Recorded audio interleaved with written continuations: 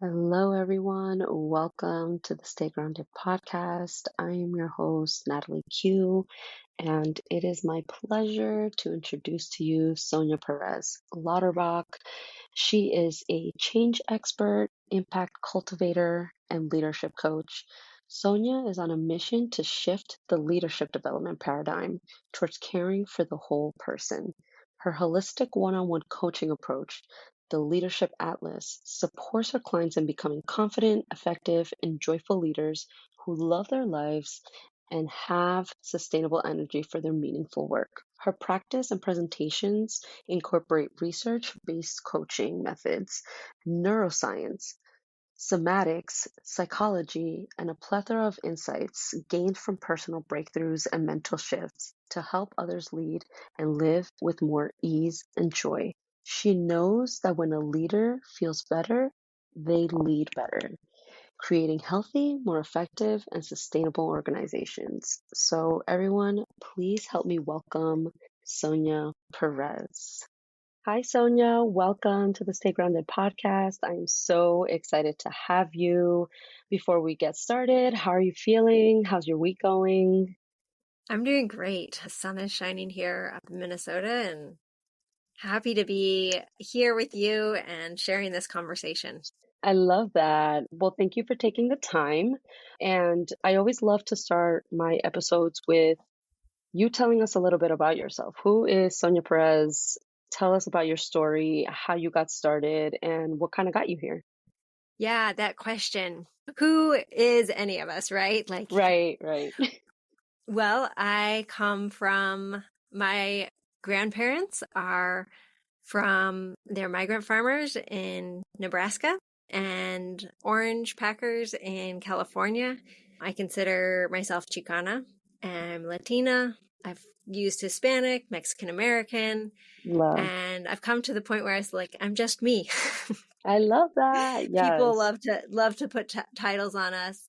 We also claim titles that feel affirming to who we are. So I'm originally from Denver, and I would say I'm a lifelong idealist, even as a child, wanting to be a part of exploring the world. And I was exposed Mm, to global poverty and just the economic injustice in the world. mm, And even as a child, like questioning, like, how is that fair?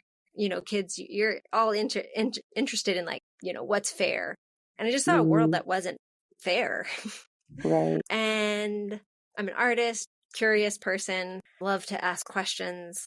And my life journey led me to a career or I guess I went and studied business because I had been exposed to economic injustice, and with my church as a child we went to Brazil and we were building this church, and I was just like, what am I doing here? Like, I can't Mm, build this church. And I found out there was 90% unemployment in this village. And the wow. question was really like, you know, people need opportunities. Mm, They need economic empowerment. Like, yeah. and so I went to study business and wanted to understand how to use business in a way that furthered justice, and found myself working for a nonprofit organization in microfinance. And, the reality is, no matter where you go, you're working with people, complex Yeah. people that, have their own human brain, human emotions. And it was a time, a lot of transition at the organization. This was back in 2007, the Great Recession, and Wow. was really passionate about my work, but also found myself striving so hard, trying to make a big impact, working a ton of hours. And luckily, my path led me to a master's degree in learning and organizational change. I found out that Wow. there is way to do organizational change better. And I had visited a few classes, and I was just like, wow, this knowledge around how people work together, how to center the human experience and learning within organizations to improve the experience that people do work in, just really got me passionate about creating better workplaces.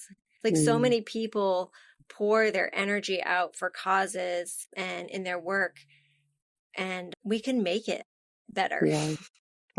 by the Absolutely. way we lead, by the way we care for people, by the way we provide training, and even just how we think about our work.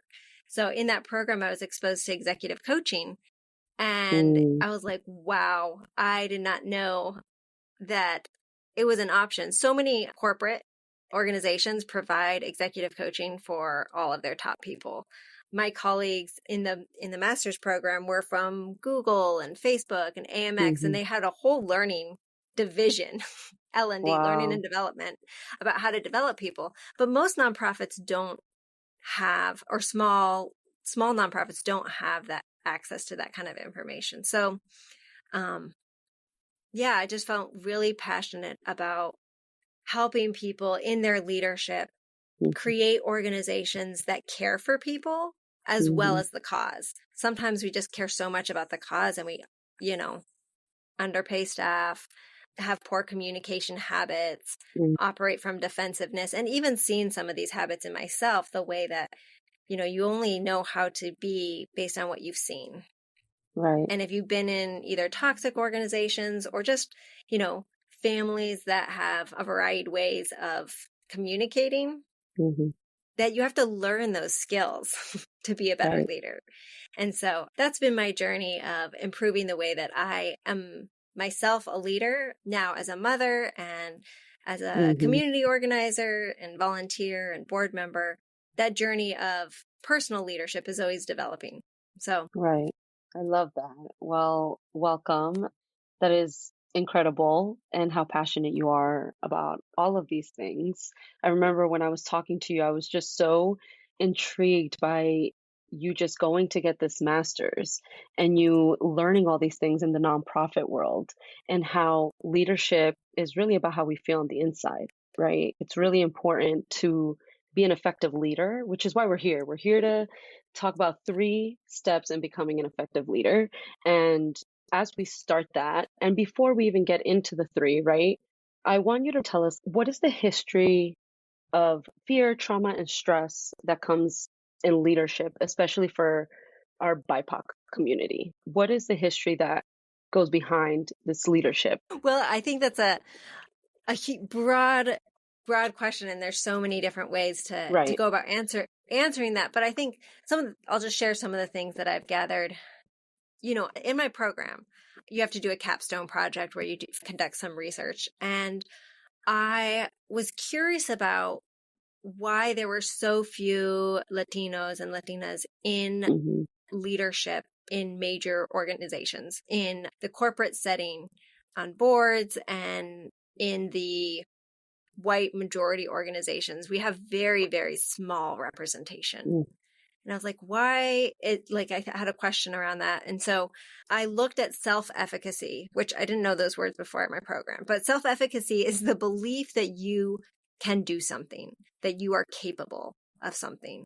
And what builds self-efficacy is trying it, like having the Hmm. opportunity to try something that builds your belief if whether or not you can do it.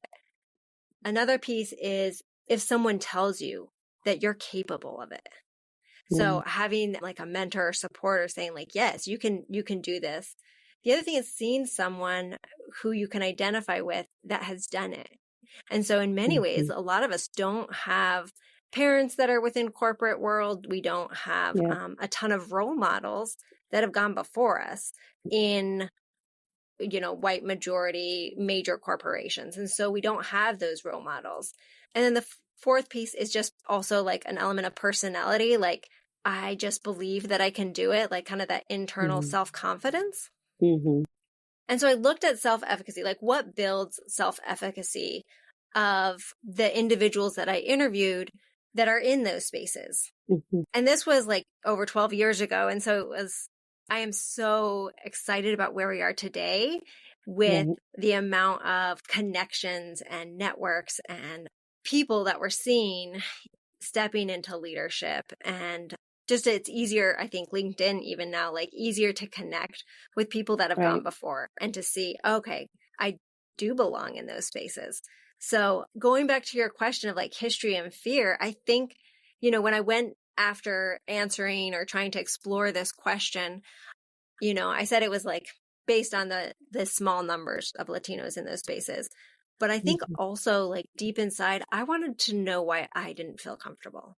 Why wasn't Mm, I going for those things? mm, And why didn't I have consistent confidence that I saw some of like my white counterparts from university and such just stepping into these high paying roles? Whereas, like, wait a second, I have the same education, I have the same mhm, degree, I work my ass off. Like, what is keeping me from that?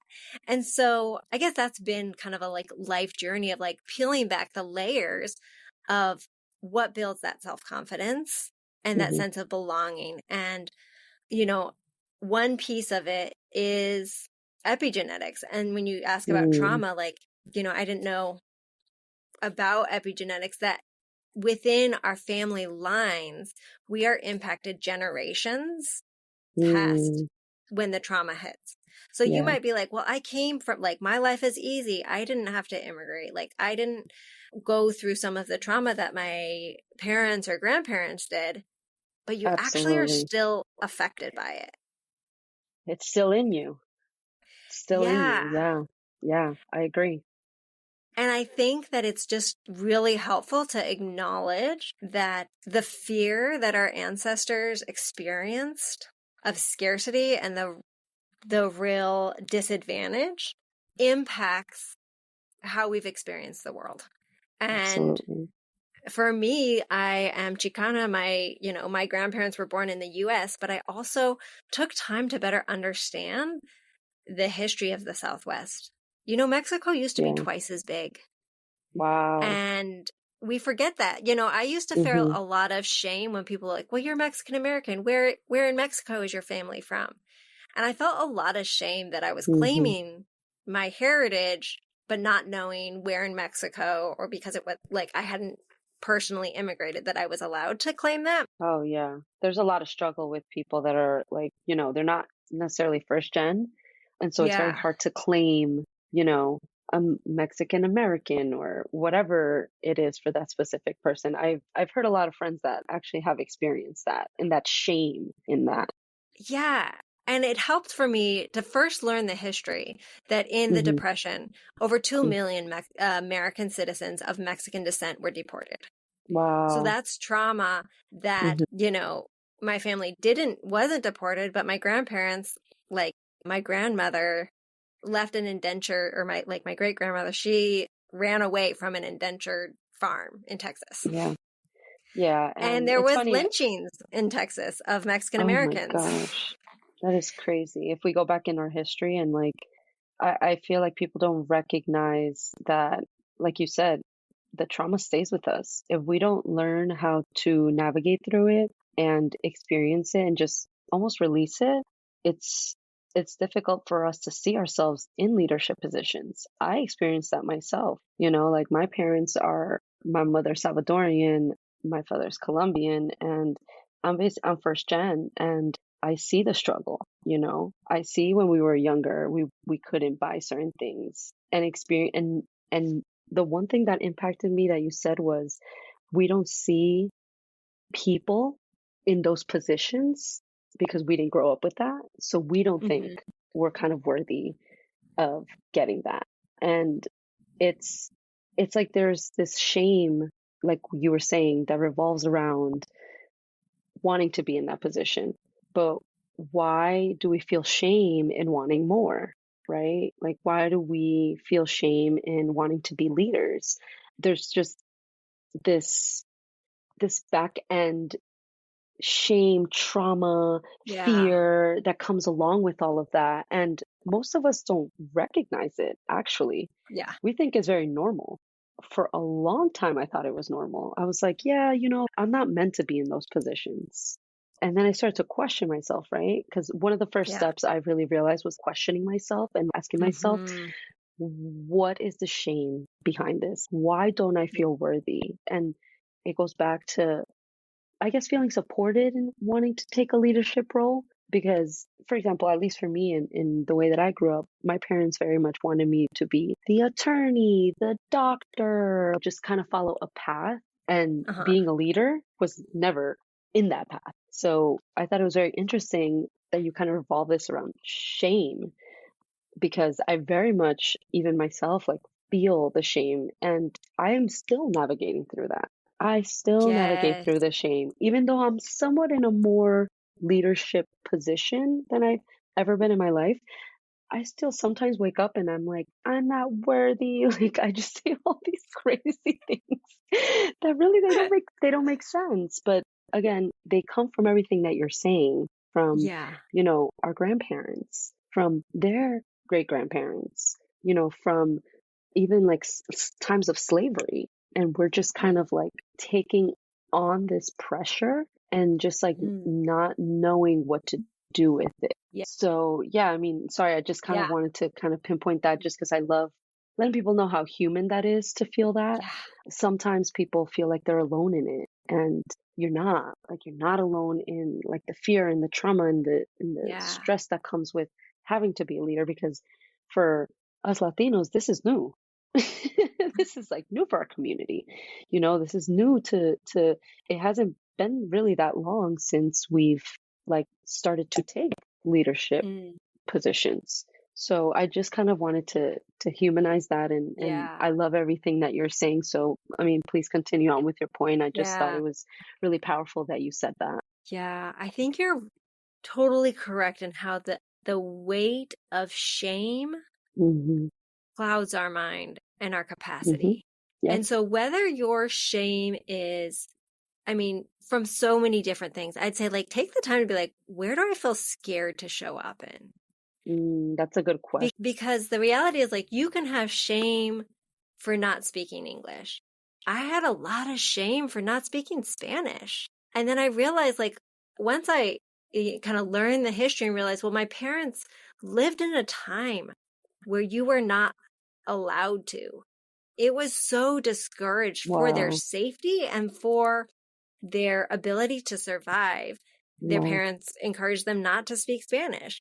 Hmm. So, and that was a painful experience for my grandmother. Painful, like, like there was Yeah. pain in that. So, why do I continue to carry pain? Like, Right. okay, I can work on learning Spanish, but then I also had shame about being dyslexic and like the fact that my gringo friends were better in my in Spanish class. Like, it's just like shame Right. upon shame of like, I'm Hmm. not enough. And realizing, like, wait a second, I don't have to hold that. Like, I didn't Hmm. choose where I was born. We don't choose our parents. And yet, Hmm. seeing where we come from as an asset Yeah. and Absolutely. releasing, like, the fact that so many Latinos are bilingual, like, where are they holding shame where they should actually be holding pride? Right. And using whatever opportunities that they've been given rather than feeling shame about the opportunities. Right. I absolutely agree with you. And to kind of figure off what you said, and this is a question that I'm curious about. How do we even begin to let this shame go? Mm. Right? Like, how? Because it's so embedded in us to feel shame, fear, stress, trauma, like to take on these leadership positions. Like, how do we begin to take off a little shame? And of course, everything, like I always say, is a muscle, and like everything, you need Yeah. baby steps. But what are like some of the things that maybe you do or that you encourage your clients to do to kind of take off a little bit of that shame for our communities? Yeah. Well, I think one thing that can be helpful is redefining what leadership is. Okay, So initially, I like love I that. heard you say, like maybe I'm not a leader or haven't been in these leadership roles. I think for all of us to first say, like, I am a leader of my life and my brain and my Mm, emotions first.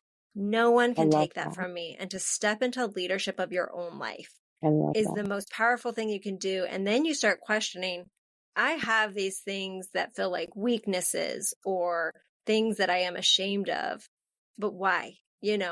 Ask yourself. And so you can cognitively work through the process of like accepting yourself for Hmm. who you are, accepting your journey, your experience.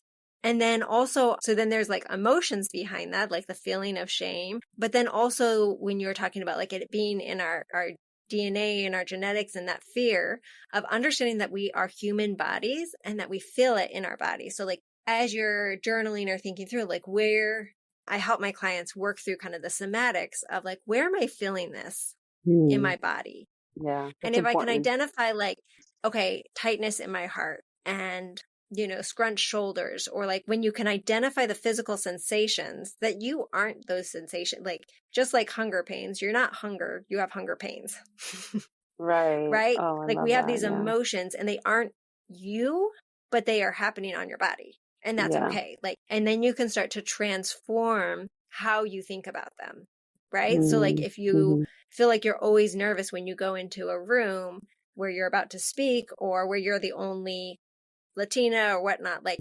identify those physical sensations and Mm-hmm. just be like, oh, they're there. Like, I'm feeling this way, but this is not all of who I am. Yeah. Like, and if you can kind of begin to shift your mind on the truth of, I'm not the only, as in a bad thing, but I am one that represents Mm-hmm. some perspectives. How honored I am to bring perspectives to this room that others don't have, right? That's a shift versus like, oh no, people are going to think things about me or whatnot. Like, there, and Mm-hmm. that feels like that triggers our fight and flight, like the Mm-hmm. limbic system of Yeah. where physically your eyesight gets narrow, your blood pressure Mm. goes up, your body is prepared to fight. Right. But when you I can be in the parasympathetic state, like the rest and digest, mm-hmm. where you are creative and open and you can acknowledge your worth and operate from a place of expansiveness, Mm-hmm. that's where you can, like, that's that personal leadership. Like, I'm going to lead my own body to be present, to be powerful, to give myself belonging in this space first. I love that. Oh my God, yes. So you guys heard it. These are really good steps into really like just starting the process of letting go of the shame and rewiring really your train of thought, the way you see yourself. Redefining really is so important. Redefining what leadership means to you, because it can mean something so different for you and someone else. And you saying you are the leader of your emotions, of your mind, of your body. You lead that. So thank you so much for sharing that. And not that this wasn't the juicy stuff, but we're gonna get down to the juicy stuff. I my next question to you is what are the three focus points to becoming an effective leader? Because I know this is something that people are dying to hear. Tell us a little bit about three and how you maybe use that in as a coach, right? As a Yeah. leadership coach. Yeah. Well, I had a ton of things written up, lots of different ideas. Mm-hmm. But when I boil it down, and this is what I do with my clients, one simple model that I think about is the first one being awareness. Mm-hmm. When we become conscious of and really like think about our thinking, first of all, we don't have to believe everything we think. Right. Oh And yeah. Can you repeat that? Can you repeat that we, again? yeah, we don't have to believe everything we think or feel even. I love that. And we get to this, the amazing part about being human is that we have this consciousness where we actually get to think about our thinking and Wow. say, and become more self-aware, become aware of the way that those narratives that are running through our mind all the time. Are we always critical? Are we always looking for threat versus opportunity and possibility? Like Mm, becoming aware of the way that you're thinking opens the door to more possibilities. You can be like, oh, I can actually change how I think about that. I can actually mm, change how I approach this opportunity. So I when you love become that. aware of what's happening in your mind and then with your Mm, emotions too, you're like, oh, this project always makes me feel mad, or that person always mm, triggers me, or whenever I feel talked over, I just like shut down. Like becoming aware of those emotions gives you the power to then change them. So awareness is the really that first piece mhm. to leading yourself I and love learning that. like, okay, this is the way that I tend to operate. Here are some of my strengths. And like all of our strengths are also double edged. Our strengths are also our weaknesses. So kind of unpacking that more of saying like, where are my growth areas? Mhm. And it's hard for people to really, that's a difficult question for a lot of people, like figuring out where you need the growth, because nobody likes to admit their flaws. Yes. Like Okay. it's Okay. Can we talk on? talk about Yeah, that? we can, of course, absolutely. Yeah. The perfectionism. I Oh, think, yeah. you know, I think this is a part of the trauma of our Mm-hmm. parents. Like, Oh, yeah. when you are living in a place of scarcity, there like there doesn't feel like there's any room for error.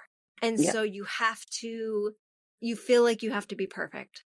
Yep. And that gets passed down, right? Don't make a mistake. You've got to be twice as good as everyone else if you're going to get there. Like some of those narratives, well, they were incredibly important, like as far as our parents trying to help us get the most Absolutely. opportunities, and they worked at a time for a Mm-hmm. time. They're also shrinking our capacity for growth because there's so much fear associated with being correct and Right. being right. And then what happens is then you blame other people when things go wrong rather than taking Mm-hmm. responsibility. Yep. And I see this in myself, like in in my marriage, really realizing like how quickly I would shift blame. You know, I'd Mm, want to grow and like improve our relationship, but as soon as he would bring up an area that I needed to improve in, I'd be like, "Well, blah blah blah blah blah," right? Like, mm-hmm. Mm-hmm. and he's like, "You want me to share these things, but you don't create safety because you're always Mm, just blaming me back." Right? And yeah. so that was, I mean, I think one of the big pieces of awareness is like, are you willing to embrace a growth mindset? And Yeah. the book by Carol Dweck, her research talks about the difference between a growth mindset and a fixed mindset. Wow. And I thought I was always, I went to school, I worked hard, got good grades. I thought it was like a growth mindset. But she's a growth mindset believes that you've been handed a hand of cards. And for the most part, they're set. And then you Mm, spend all this energy protecting what you don't know so that no one finds out, right? You gotta like fake it till you make it. And it's like this fear energy around wow. hiding what you don't know. And I was like, in grad school, I'm like, oh my gosh, that's been my life. Yep. Yep. I was like, I remember where I was sitting in my bedroom when I read this article, and I was like, I have spent so much energy hiding what I don't know Yeah. and trying to prove. And as I read and shifted to this idea of a growth mindset, that our brain is elastic and constantly growing, and Yeah. that we can change ourselves, we can grow and actually have fun doing it. Yes. Oh my God. Talking about fun. I call myself a recovering perfectionist because for me, I always thought that if I was not perfect, I was not lovable.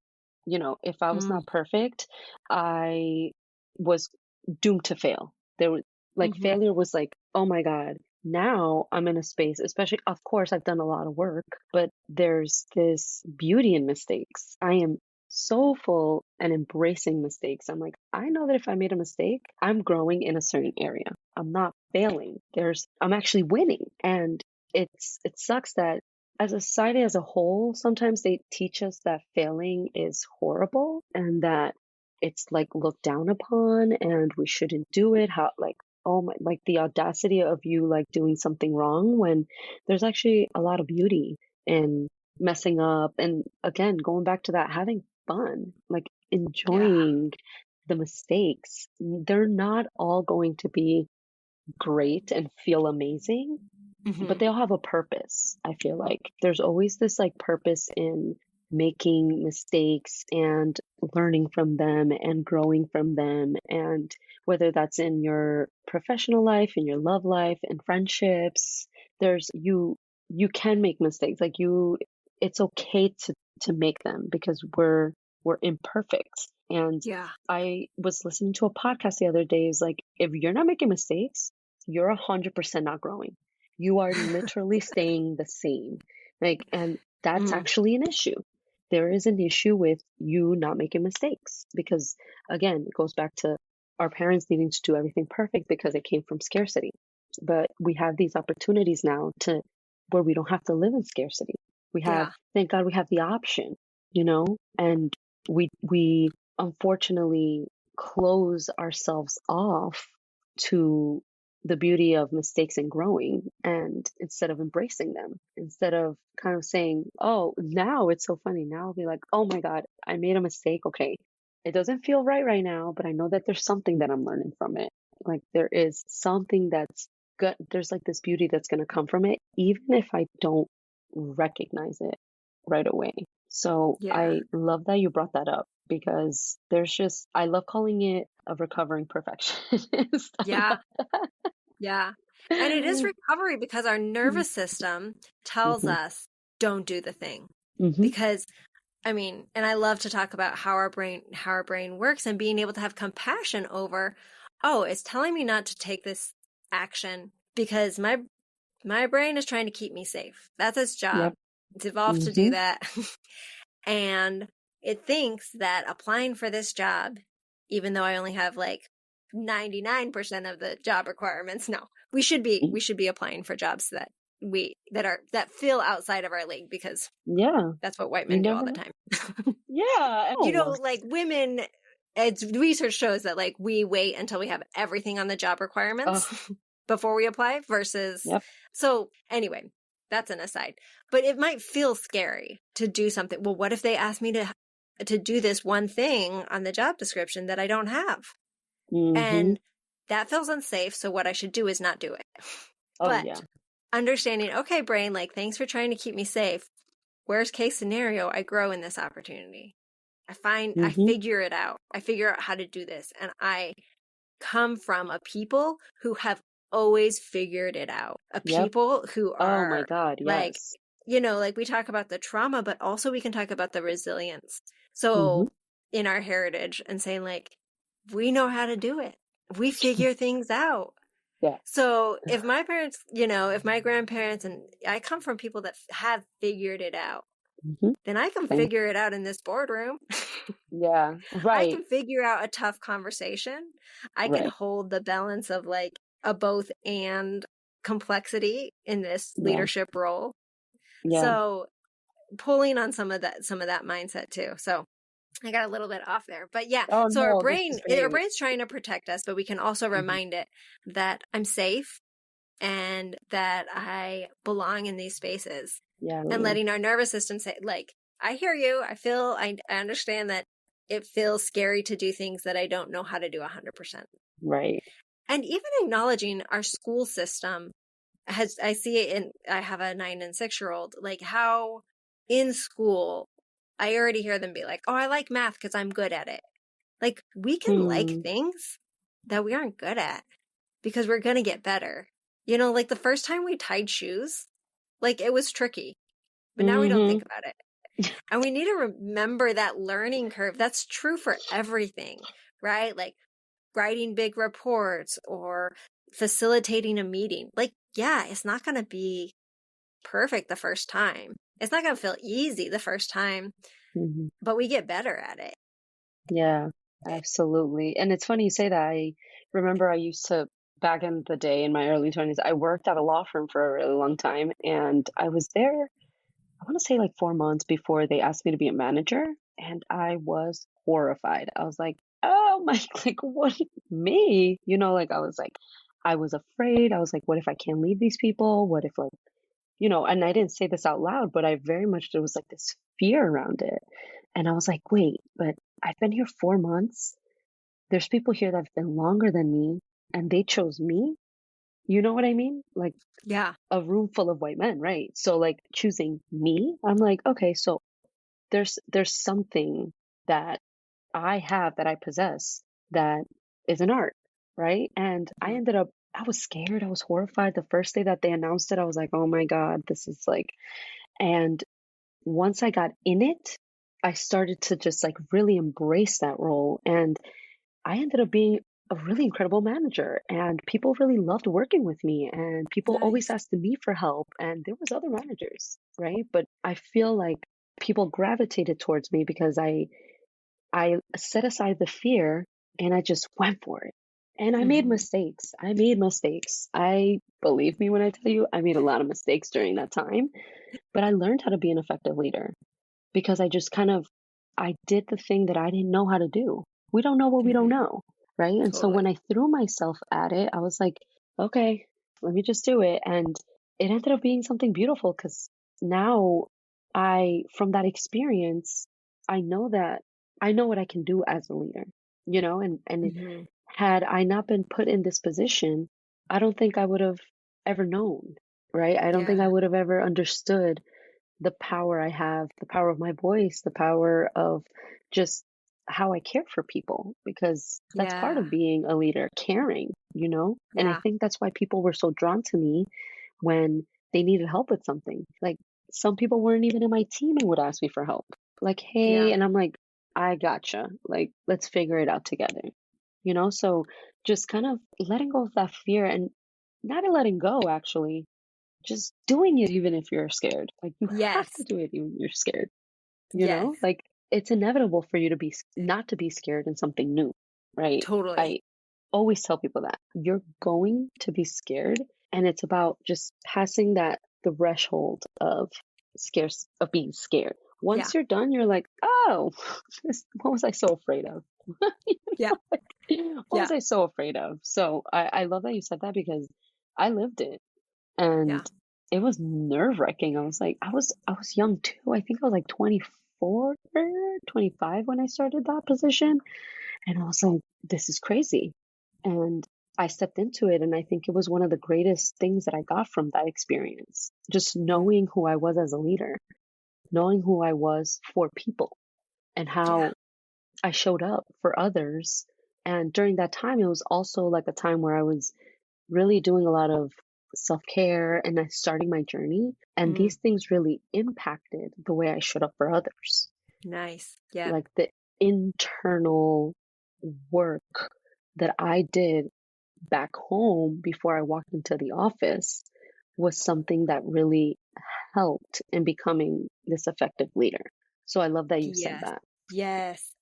Absolutely. I want to highlight like some things that you were saying is like when you cared for yourself, Hmm. you were able to step into leadership in a powerful way.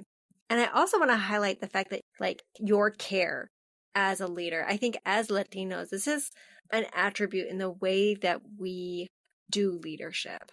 Yeah. And it's different than the hierarchical, control, power centric, you know, approach to leadership Hmm. that is normalized kind of within white corporate culture. And I Absolutely. think that, I mentioned it before, we need to redefine leadership, not just Hmm. as leadership for ourselves, but also how we authentically want to lead. Yeah. And there is a movement now towards like non-hierarchical, like really valuing the people that you lead, Mm. that it's like a co-creation. And I think that as Latinos, like we are a we people, we are a Hmm. community people, and family and caring for everyone in the community has always been a Yeah. part of our DNA. And I just want to Absolutely. affirm that that needs to go to the boardroom, that needs to Hmm. be elevated in every organization. And we as Latinos actually bring that asset. I mean, look at all of these people that are silently quitting and that, leaving jobs because they don't feel cared for, they don't feel Yeah. heard. Like Yeah. sometimes we think, oh, I'm not a leader because I don't look what like the normative leader Yeah. is. And it's time for us, I think, we're one of the fastest growing demographics for us to step into our leadership, not to lead like we've seen before, but to lead with our own power in the way that we care for people, in the way that we redefine work. Yeah. And I so love I love that. that you're saying, like, yeah, people came to you because you saw them, you cared for them. And that is an Yeah. asset in leadership Yeah. and not a drawback. I love that. Yeah, and it's funny, we always see that as a drawback. We always see that as like, oh, that's not good to, because it's really it is in our DNA to care. We are a community-based, you know, Latinos by nature, we just, we just care. If you walk into somebody's house, they're gonna serve you a plate. You're never gonna go home like hungry. You know what I mean? Yeah. And it's those little things that once, like you said, you take it into a boardroom, you take it into this leadership position, that people become drawn to you, and that's how you can start becoming an effective leader. Like these things that we think are so not great, right, in our culture, we can actually use them. Leadership doesn't mean you just go to school and you like, there's just this misconception about what a leader should look like, Yeah. right, and should feel like. And that's why I love that we're talking about this, because there's just no way to there's no one way to look or to feel as a leader. You lead people, like I said, by how you feel on the inside. It's truly, truly how we start. Yeah. I know And you. I want to go go back to, so you asked me the three things about leadership. So we talked Yes. about awareness. The Yes, we did. second piece, which we've actually already hit in this beautiful conversation, is knowledge. And Knowledge. so there are sometimes we need to increase our knowledge on like how to Hmm. communicate effectively, knowledge around how to navigate tricky conversations, or just some skill set like how do I organize, how do I run these reports, like, and having that growth mindset makes that knowledge not scary. It's like, well, what do I need to do? What do I need? Who do I need to? Hmm. How can I improve my skill set, improve the way that I talk about myself? This is one thing that kind of came up Yeah. in my research, is that we are people that have the work ethic. We work really hard and we think that Hmm. it will speak for ourselves, for itself, but it doesn't always, because currently in our society, it's like you have to show, you have to talk about what you've done. Yeah. And that's also Yeah. like, it feels, and depending on the organization, like it's not proud. I used to like rethinking how we think about our work. I used to think that, oh, well, if I talked about my work or if I networked, that word had like some really negative connotations of like using people to get ahead. And I was like, I don't want to network. But Oh my really gosh. seeing it Yeah. now as like I've reframed that and worked through some of that like drama around the idea of networking and getting ahead Hmm. without doing the work. That's kind of like what I thought about it as like Yeah. building a community of people that Oh, support people. I was just gonna say that. I was like, the first thing that comes to mind is networking. I've reframed that to saying community because it Yeah. sounds more beautiful when you say that because you're not just using people, you're learning from people too.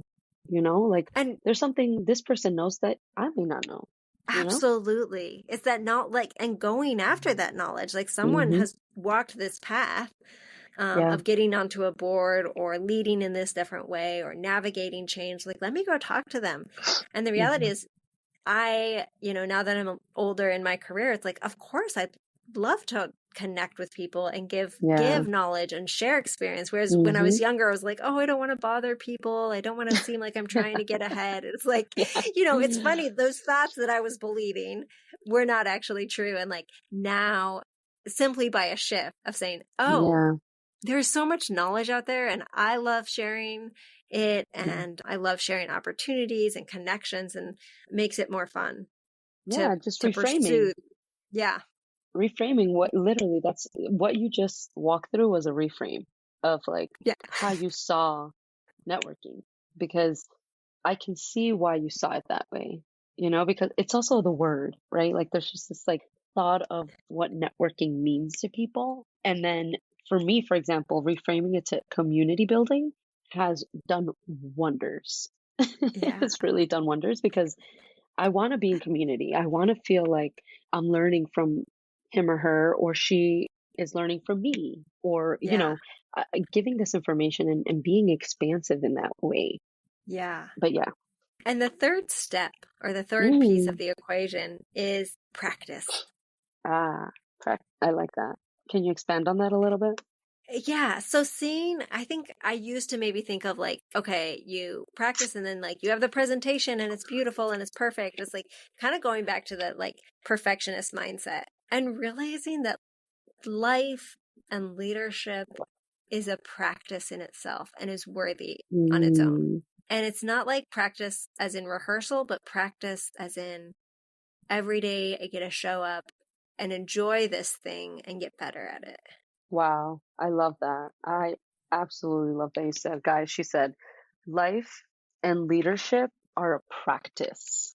It's literally going day by day, enjoying the moment, learning from the mistakes, and knowing that you're not going to be perfect. There's just no way you can be perfect when you're learning and you're enjoying.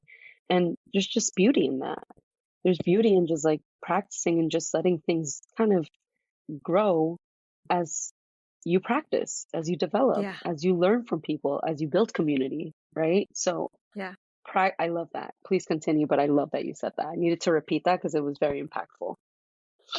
Yeah, I mean, when I open up from the fear and like kind of release, yeah, the fear when you're doing something new, and even stress Hmm. isn't always a bad thing. Like stress when you're driving a car and someone cuts you off, like you need your stress responses. step on Mm-hmm. your brake, swerve, to like be focused.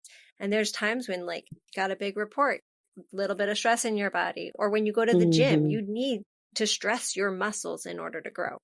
Right. So stress isn't always bad, but it's when I create enough space to like also balance it, right? Like I have a space of expansiveness where I'm not fearing myself, fearing my own weaknesses, where I can also, this kind of comes to like self-acceptance and self-compassion in the practice, right? And I saying love like, that.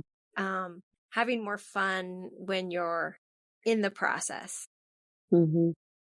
One of the key values of my business is joy and ease. Joy and ease. I love that. And it's not necessarily easy. It's truly like, how do I get to a brain space, activating my frontal cortex that has the creativity, the logic, the reasoning, the storytelling, allowing that to be a part of how I show up in the world, that expansiveness rather than operating out of anxiety and perfectionism Mm-hmm. and fear. It just makes it so much more fun to do scary things because you're like, well, I'm going to figure it out. I'm going to like share my voice, share my experience. And everybody listening to this podcast, like you are needed in Mm. leadership, Yeah. I love that. whether wherever you are, because a leader Yeah. is someone who sees something that needs to be changed and Yeah. takes action. Yep. They have vision for that. Lead wherever you are and continue to practice that caring for people, creating change towards just a better future, a better world. Yeah. Absolutely. And I love that you said action. The action is the practice, guys. Just showing up every day. I obviously I listen to a lot of podcasts, but I was listening to something and he said, you know, we always think about so ahead in the future that all we have to do is say, okay, one day at a time. Like today is a new day. Let me do what I can with it and make the most of it. And even if it wasn't the greatest day, right? The next day you wake up and you're like, okay, so this is the day. This is another day. And he'd say, Mm-hmm. one step at a time. I guess his father used to tell him that when he used to try and quit. Well, why don't you sit with it and maybe think about it tomorrow? And try it again just to see how you feel one day at a time. And just like not feeling so overwhelmed with this word leadership because it can be overwhelming. The Mm-hmm. word itself, it can be overwhelming when you're leading people and when you're leading a community or a board or wherever you are. It can be very intimidating. But if you take it one step at a time and not take it to like, where you don't even know what's going to happen, there's just this beauty in one step at a time, right? In practicing everything that you've learned thus far in your life. And even if you haven't, going out there and learning, right? Yeah. Going out there and even if practicing is also learning, it's Yeah. the knowledge that we're talking about, right? Mm-hmm. So, like, going out there, making sure that if you do want to be an effective leader, go and learn from other effective leaders, Yeah.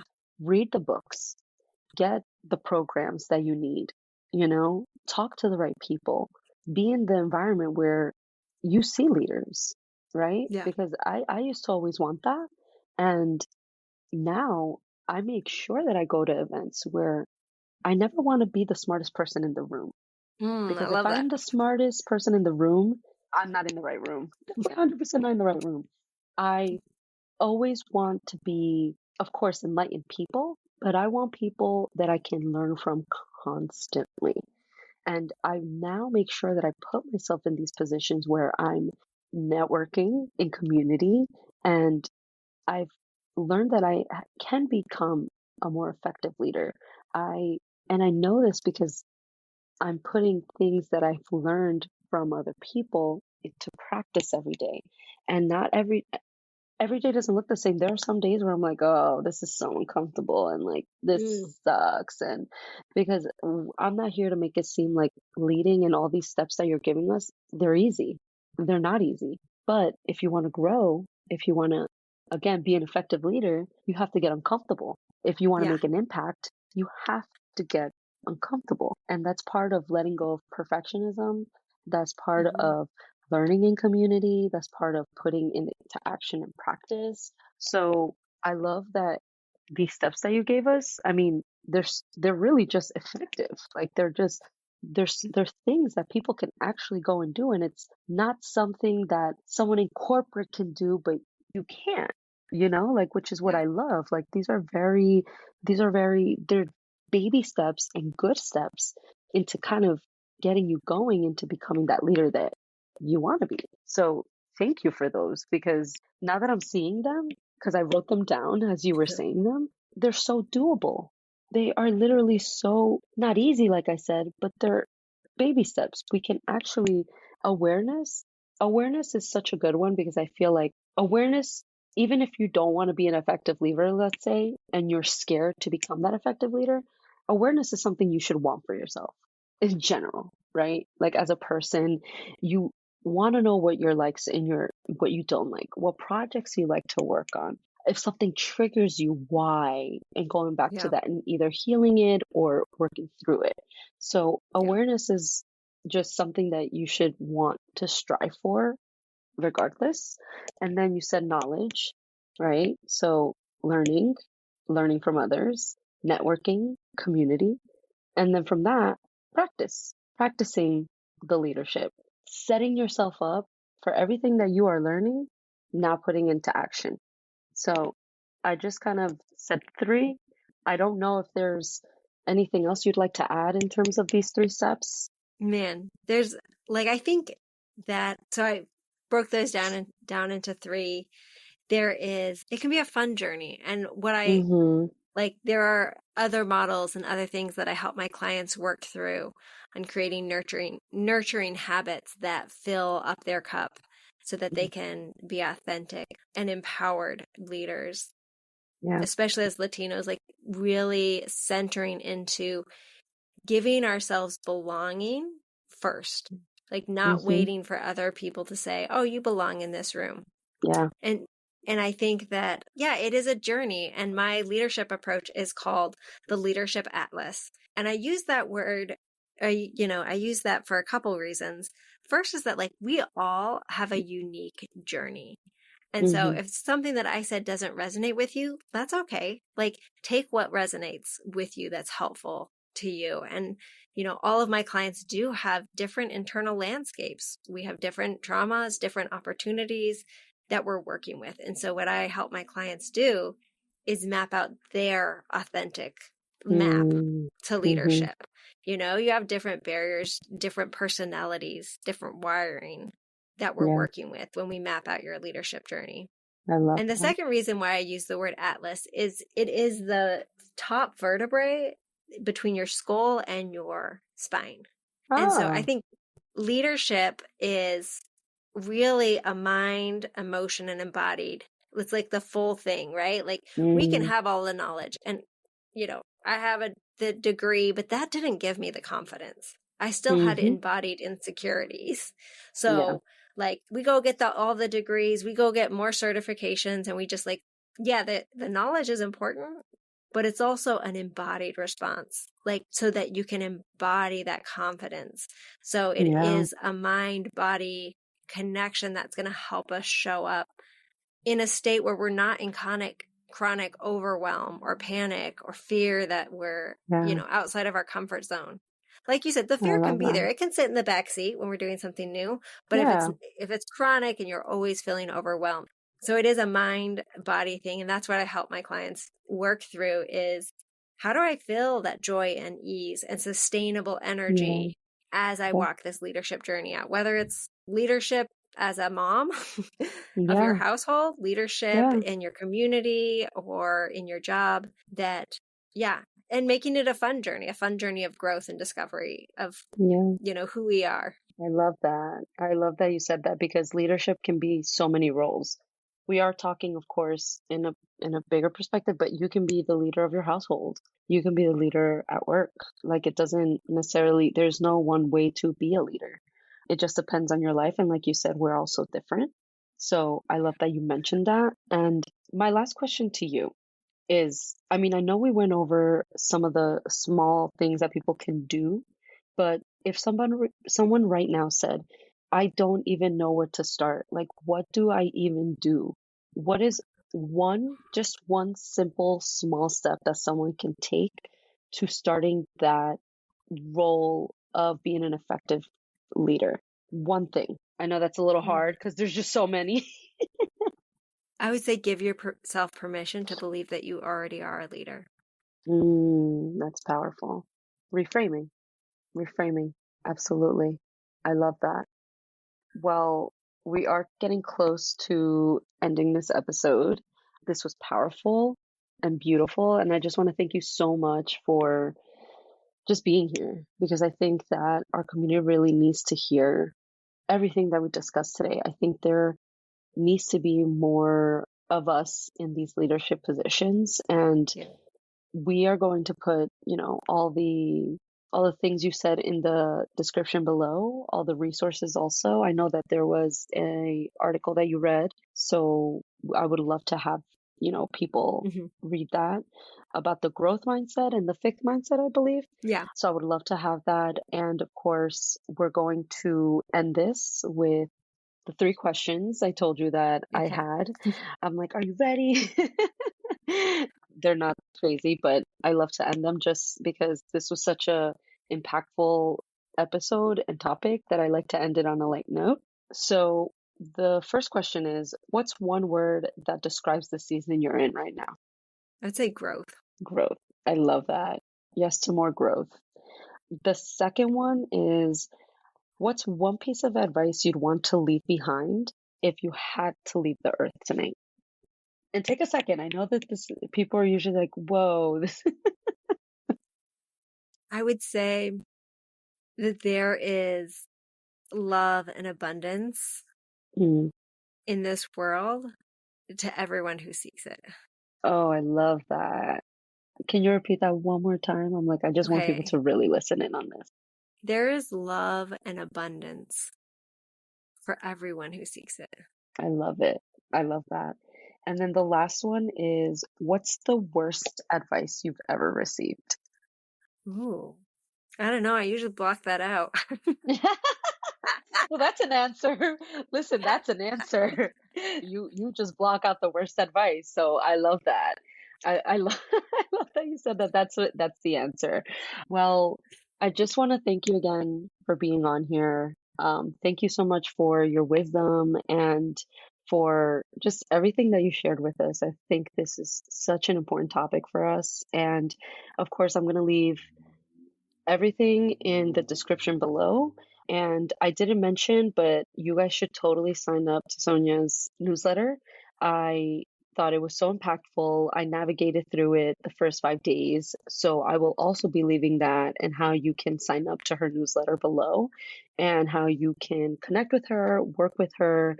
Just very thankful that you got on here with me to talk about this. So thank you. Thank you.